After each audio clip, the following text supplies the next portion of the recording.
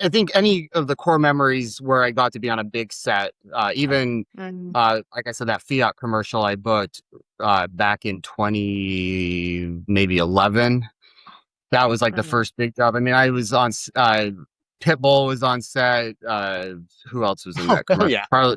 Charlie Sheen, and it played all during the NBA Finals. It was a huge. It was when like cool. Fiat's first were being imported from Italy to the U.S. So I played a lifeguard, and like the Fiat's coming, it leaves Italy and then comes out of the ocean in Miami, and I'm like, I spotted on the beach. It was super cool. It was just like a 7-day set. Charlie Sheen, Pitbull.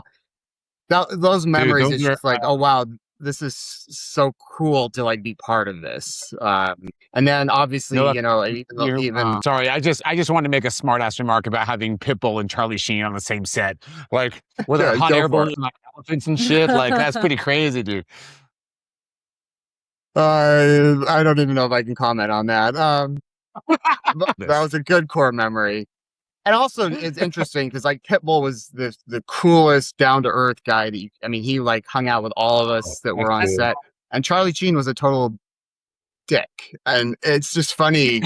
I hope I don't have to no, but I mean, it's you really see different personalities, and like you know, pretty big stars, and some stay so grounded and down to earth, and are just cool guys or cool people, and others are not. But I think you see that. I mean, I see that in sports. I see that in every industry. So I think it's a good lesson to me. Like if I ever get to a point where I am famous, then to still, you know, how do I treat people? I think that, I mean, it wasn't interesting, like for me to kind of see that.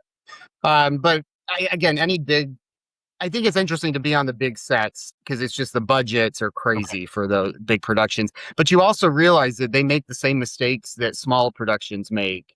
You know, you assume that everything's going to run like a well-oiled machine, and it doesn't. Like that King Richard shoot. I mean, why did I wait all day in my trailer? Obviously, things gotten way behind. Things go wrong. Things break down. I guess I assumed that these huge productions, because of the budgets that they have, always run smoothly, and they don't. So I think that's kind of interesting too. It's fun to be part of them, but the same challenges are at that level as you get like on a small indie film or small production, which I've been on a lot of those sets, a lot more of those sets than the big ones. Filming an independent movie as opposed to a big production movie like Challengers, and you have like, for Challengers example, Zendaya's a huge name, obviously. She's a big producer for that particular movie.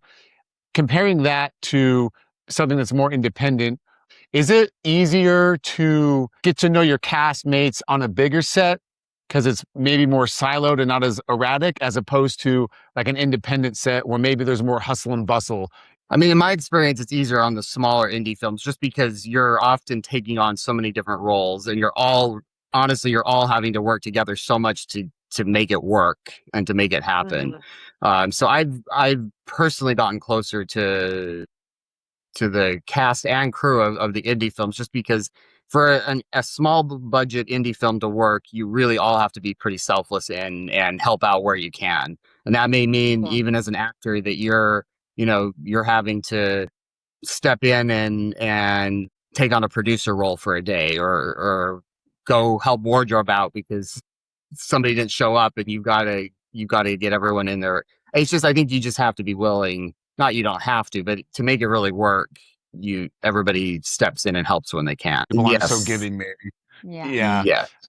It might be like a stupid question, but like, what movies are you into now recently? I've been watching a lot more TV recently. One of my good friends, Kevin, is in the I don't know if it's even a spinoff from Big Bang Theory.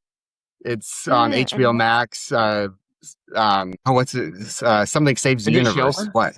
No. Sheldon Saves the Universe. Yeah. So I've been watching that. I'm a big fan of Ted Lasso. There's a 4th season, which is pretty cool. He's taking over a women's team this season, so that's cool.